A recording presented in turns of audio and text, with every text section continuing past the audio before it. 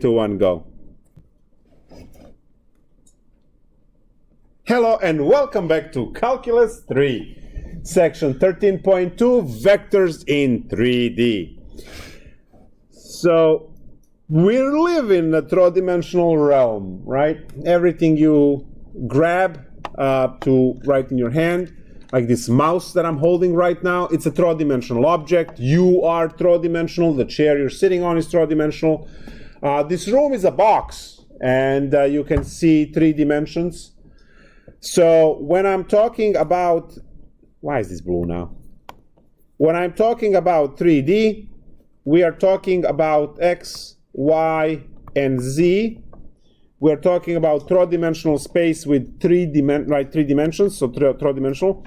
And we can draw this system in few different ways. We will use all of these ways. Now we will always use the right-handed coordinate system, so we're all always on the same page. That means X, Y, Z, X, Y, Z. Technically what right-handed coordinate system means is you wrap your right hand around Z-axis, thumb pointing up towards the positive Z, so up. And then the fingers, as you wrap them around, they will hit the X-axis first and then Y. That's what the right-handed coordinate system means. The left-handed, obviously, will just swap X and Y, Z stays the same way. As you do your AutoCAD drawings, you will be using both of these, depending on which stuff you work with. So in some problems we will be using the one on the left, and on other problems we'll be using the one on the right. The one on the right only shows one of the 8 octets. So your 2D graph, your 2D coordinate system was dividing space into 4 regions, and those we call quadrants. Now with these planes, you are dividing the space into 8 regions, so we can call those octets, and you can literally think of them as rooms. You can put the X and Y to be the floor. From this point on, anytime when I'm talking about X, Y coordinate plane, just please look at the floor, because that is exactly what it is, and then we are going to build the Z on top of that one. Further, when I give some examples in class, I'll be using the corner of the room. So the wall that contains the door over there, that's going to be our X-axis, and then the Y-axis along the whiteboard wall, and then Z-axis is going to go along the corner up towards the ceiling. And I just noticed that the ceiling is open. I don't know why. It was like that yesterday. Yeah, I should look up more often.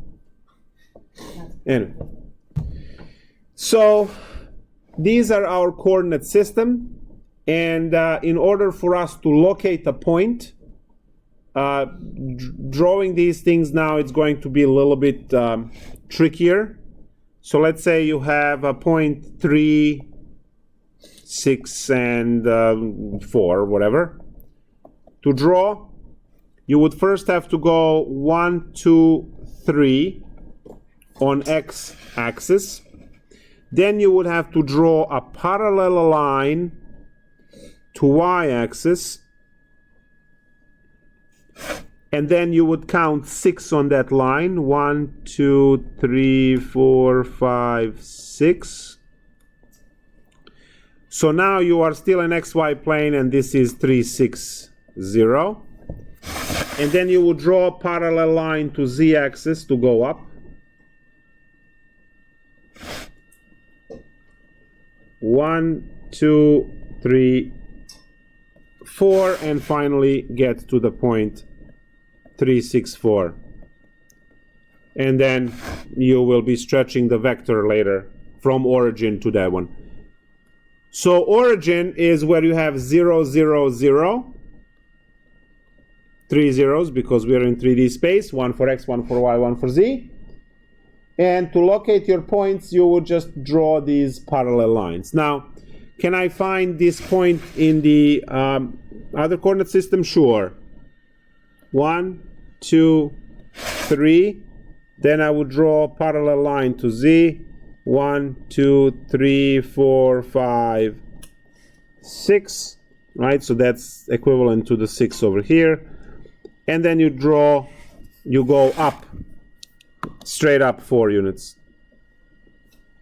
1, 2, 3, 4, and this is your 3, 6, 4. So it doesn't matter which way, but you will have to count. So this point here is 3, 0, 0, and then you have 3, 6, 0, and then when you go up you have 3, 6, 4. So it's not a big deal to draw these points.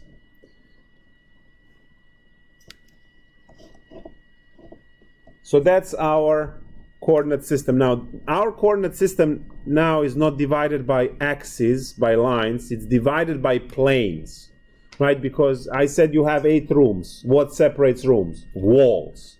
And walls are planes, right? So if I am,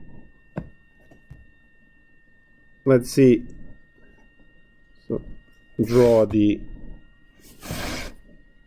coordinate system again, X, Y, and on top is the Z.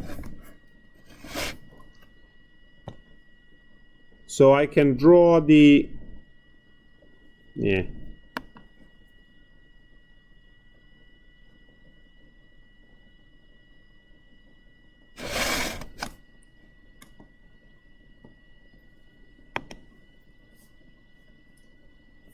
draw the plane along the y-axis. So this plane is along y-axis. And to signify that, I'm just going to do that, right? The orange line there. And this one is along the y-axis.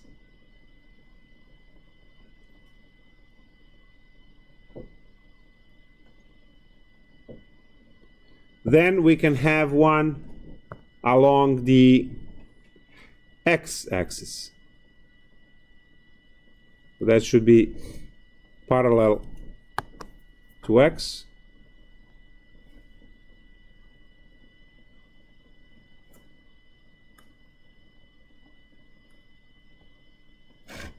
And I'm just going to do the green through x. And these are the separating walls that we have to break off these 4 parts. And now the floor on XY will create the floor for the upper part or the ceiling for the bottom part, and you will have 8 of these.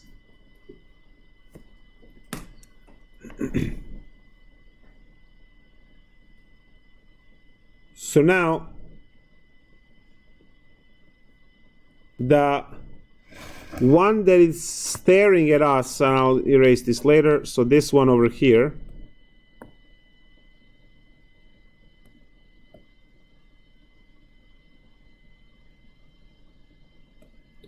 right, this one that is staring at us, and then obviously there is a floor over here. So this wedge that it's towards us is the octet that has all positive values, and that's what is represented by the corner of the room. So positive x-axis, positive y-axis, and a positive z. So other than this one, there are other 7 octets for the 8 in total. All right, good. So now, why do we bother? Well, actually, before we do that, I need to write equation of these planes. So, equation of this, the y equation, it goes along the y-axis, right? And that the one that goes along the y-axis is x equals to 0. So orange is x equals to 0. And the green one is y equal to 0. And if I didn't draw the one for the floor,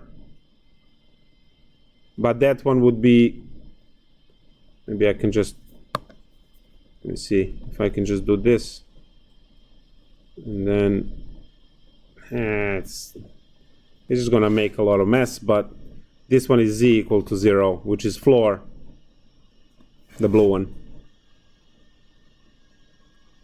Now the best way for me to explain this is not to draw these silly images, but to actually just use the room, because we have the room, we have dimensions, we have everything, so we can quickly learn. We said that this is going to be our corner. As I use my right hand around the edge over here, this wall is the one that is on the x-axis. So this is your y equals 0 wall. If this is y equals 0 wall, then the wall with windows across the room is going to be y equals, and now we need to know how many feet do you have up there? Exactly how many feet? 30. I don't know exactly. 30 feet. How do you know? I'm just that good. I said exactly. What do you mean you guessed? Thank you, finally. You have the measurement. 25. 25 tiles. Each tile is 2 25, feet. probably. 25 times 2? 50. 50 feet up there. That is incorrect. Why? No, That is definitely not right. no, I'm saying 25 feet total. Oh, 25 feet total. Yeah. You multiply by 2 already. Yeah. Okay, good. So 25 feet. So guys, this wall here, each one of these tiles is 2 feet wide.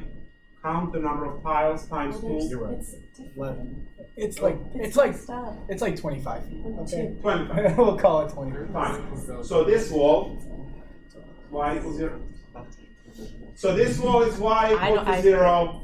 That wall over there is y equals 25. These are parallel walls. This wall is x equal to 0. Count the number of tiles times 2. X equals whatever. 30 feet over there? Fine. X equals 30. Floor. Z equals 0 is the floor. 10 feet to the ceiling, let's say. So ceiling is z equals to 10. We'll use this a lot because planes, what the lines are for 2D to cut and do the tangent line and so on. We're going to have planes in Calc3, tangent plane. And to cut the space, we use planes. If you want to separate something in 3D, you're not going to draw the line, right? If I stretch the line in 3D, I'm not really hiding from you, right? But if I had a screen, right, which is a plane, then you would not be able to see me. But in a 2D, right, the line cuts the space. So line is able to hide you in 2D if you are a 2D object. In a 3D, you have to hide behind the plane.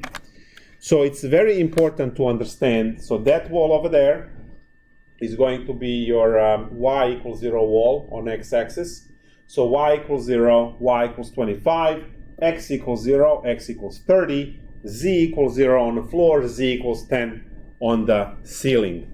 And you got your classroom bounded with these 6 planes, and we have our classroom. So now in 3D, to measure distance between 2 points, x1, y1, z1,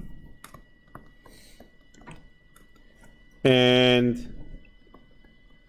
x2, y2, z2, we will use the distance formula. And the distance formula is exactly the same as in 2D. Now we're just adding the third dimension. So I have x2 minus x1 squared plus y2 minus y1 squared plus z2 minus z1 squared. It's called Euclidean distance.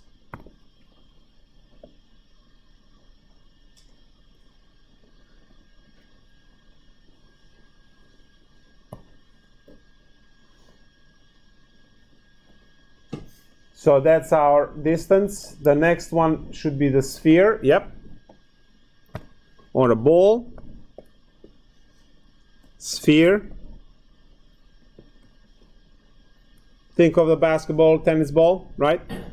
So sphere is like a three-dimensional circle. So we take the circle and we add the z component to the same equation. So we're going to use x minus a squared plus y minus b squared plus z minus c squared equals to radius squared, where your a, b, c is the center.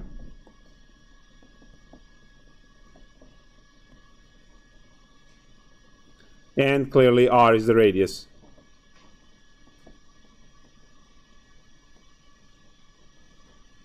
All right, so now I'm just going to put this aside. You will have this on your lab, so trying to minimize those questions. If you have this symbol, which is less than or equal to, that's the interior. And if you have larger than, that's the exterior of the ball. Anytime you have an equation for an object that is enclosed, equal sign is just the surface, the shell, the egg-thin, right, eggshell-thin shell of the object. That's equal sign. Less or equal than is all of the volume inside, and greater or equal to is all of the stuff outside, which is obviously infinity. But you might want to find something that it's inside or outside. Yes? If you were to make that an ellipse, is it kind of the same format as a circle or as a two-dimensional ellipse? We are going to have a separate lecture on it. Okay. The answer is yes. Okay. But we are going, because we have to introduce elliptical paraboloid, and cones, and all of the other cool features. But yes.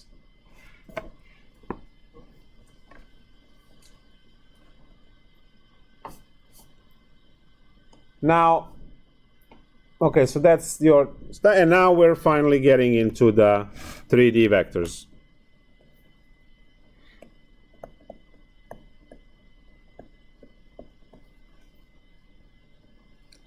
So 3D vector, we can also call that U. We'll have your, let's say, A, B, C initial point and MN, how about K, MN, whatever, terminal point. So from P to Q, so vector PQ is going to be a vector with the 3 coordinates inside, K minus A, comma, M minus B, comma, N minus C. Three-dimensional vector PQ will have X, Y, and Z as the terminal, right? If you center it at the origin. So if I draw a coordinate system, we always draw a right one, unless specified differently. And I draw a vector. This vector U is going to have terminal point x, y, z. So please distinguish between the point x, y, z and the vector x, y, z. Please distinguish between these.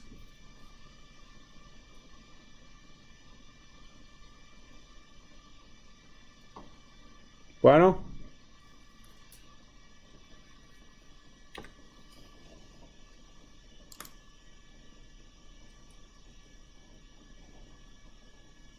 All of the vector operations of addition, subtraction, and scalar multiplication are the same. So we add, subtract, multiply by a scalar. Good one. Same as 2D. Note that I'm really specifying that I'm multiplying by a scalar. Guys, we're going to have more multiplication. There's going to be a dot product, a way to multiply vectors. There's going to be a cross product, way to multiply vectors. So far, we only know, I mean, you probably know from physics and stuff you enjoy, but we only know now the way to multiply vector by a number which will scale it, make it longer or shorter, right? But we are going to multiply two vectors together in the next, so tomorrow is our big vector multiplication day. Don't miss it. Bring popcorn and stuff. Now, magnitude of the vector. We don't talk about the direction. I'll talk about it later. Let's talk about magnitude first. So magnitude of the vector, which is going to be that absolute value u, is x squared plus y squared plus z squared. Right, that's going to give this. Now, direction is extremely tricky. So we don't have any formula or anything because the direction of a vector in a 3D will be calculated in respect to what you actually need. I can calculate the angle between the x-axis and the vector. I can calculate the angle between y and also z and the vector and so on. There are directional cosines and a whole bunch of stuff. Direction is calculated using trig specifically for what you need. So there is no formula like we have the formula in direction for direction, because you just have to look at the case of what you have and then figure out the way to calculate the direction that you need. We calculate the magnitude to know how strong the vector is, right? If you talk about force or whatever. And then, as I said, the direction is just good luck. Every time you need to calculate, good luck, right? Figure out the angles, figure out the trig, and then you go from there. Unit vectors are vector I, 1, 0, 0, vector J, 0, 1, 0, and vector K, 0, 0, 1. And because we have these unit vectors, we can work with the component form, where vector u can also be expressed as ai plus bj plus ck. I was just asking why it's like a regular vector I and then it's j hat and k. Oh, yeah, I should have put the hats. It doesn't matter. Like, you can put the hats or you can put the arrows. Did you put arrows or hats? I had arrows, but I can put the hats. Well, which one are you putting now? Well, now I'm putting the hats. Okay, so I'm going to switch to arrows then. Okay. So what we we have these, generally we try to keep hats for unit vectors so we know immediately it's a unit vector as soon as you see U, if it's the arrow or if it's a hat. It's not a requirement. Look, I put the arrows here. Could have put hats. Take the temperature to see how many of you are writing pen. Since no one is writing in pen, I'm not going to bother switching. Anyway,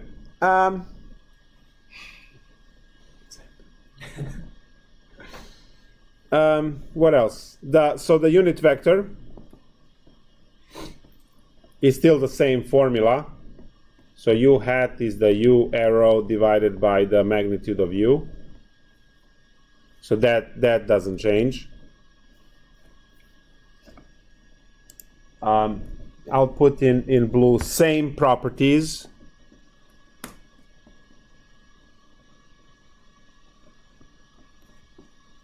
As in 13.1 2D. And that's it. I hope you're not disappointed. Now let's take a look at some of the exercises that we have. You have? Okay.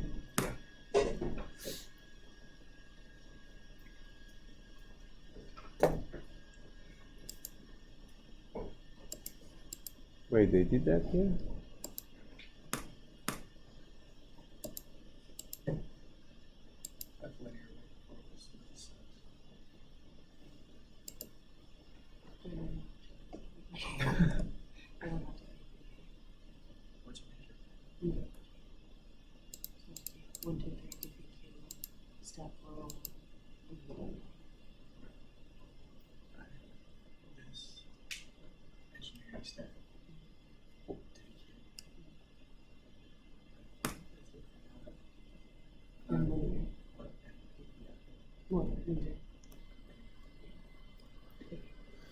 Right, so this is a good problem. Physics next year.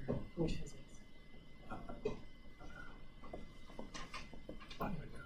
Problem 40. Vector U, It's like -2, -3, 0.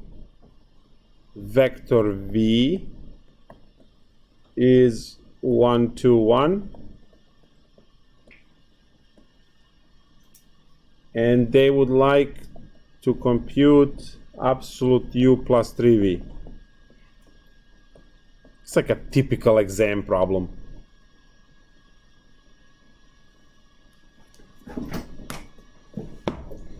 So you have U, you have V. Go.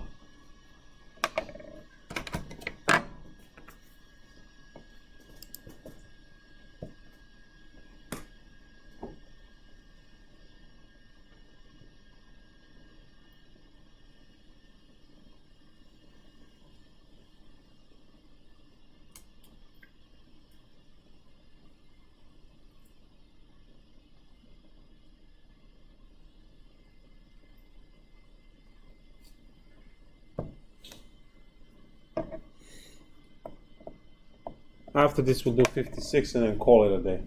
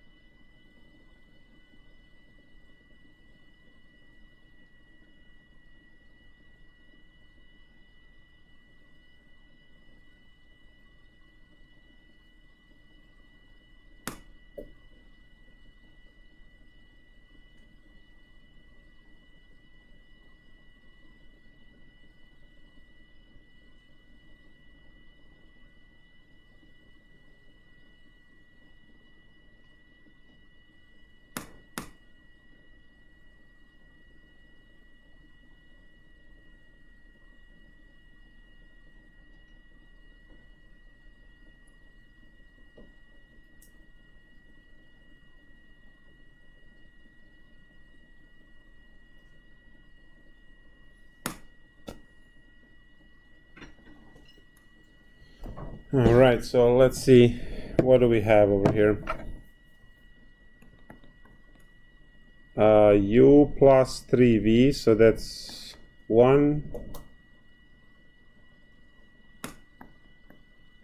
Is it 1, 3, 1, 3, 3? And then that's equal to the square root of 1 plus 9 plus 9, square root of 19. We all good? All right, let's say it's fine. 56. Maintaining equilibrium. An object is acted on by forces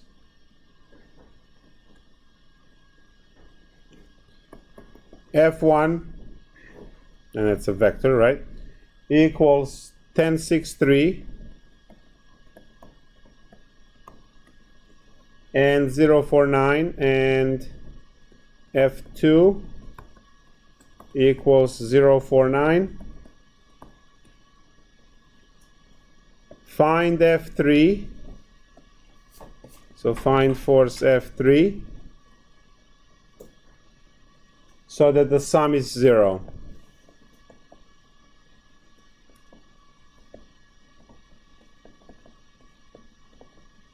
So technically you just want to mechanically counter these.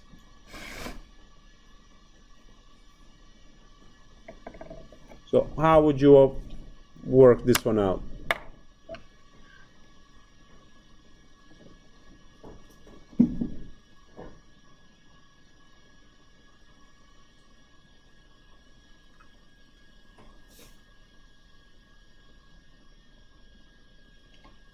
Object is acted on by two forces. Find the third force that will zero it out. Yes? Should we set up as systems of equations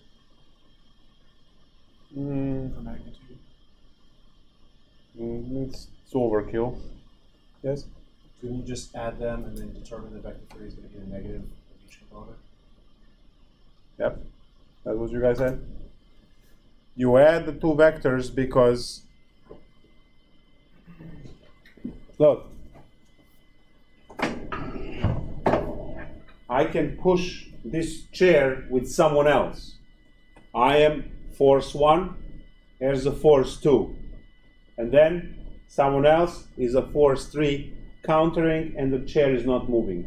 So I'm pushing from one end, force 1, someone else is pushing from the other end, force 2, and the third person, force 3, is pushing the chair back and the chair is not moving because the sum of the two forces pushing from one side is countered by the single force, which is the sum of the forces with the opposite sign. So now we're going to add these two forces, F1 plus F2, don't forget the arrows, and that's going to be 10, 10, 12. So F3 needs to be negative 10, negative 10, negative 12, and that will balance the system, and the object will not move if we are talking about pushing pushing an object. Good. Questions? Concerns? Ideas? Next lecture. Well, let's end this one first. Bye.